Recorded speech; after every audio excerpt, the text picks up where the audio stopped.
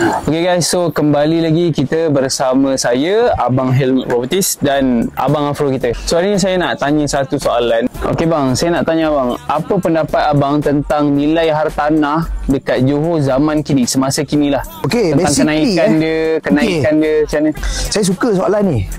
Kita cerita pasal kenaikan hartanah ataupun nilai hartanah. Kita back to the old days, orang cakap. Kita ambil zaman dahulu. Dulu, you masuk pasar market, bawa RM50, berapa banyak barang you dapat? Satu troli dia, satu bakul. Betul. Sekarang you bawa masuk RM50, berapa banyak dapat? Sayur saja mah. Satu paket sayur saja. Satu paket, beras satu paket. Sudah RM50.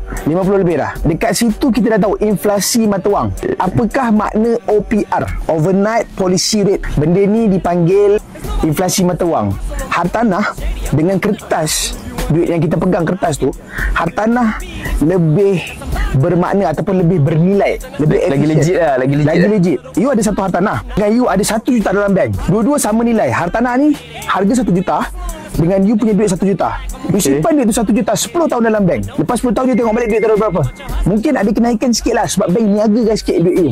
You letak dekat hartanah 1 million punya harga. Agak-agak lepas 10 tahun, berapa harga hartanah tu semasa? Hartanah ni kita tak boleh gunakan dia sebagai tukaran. You ada nilai value tu.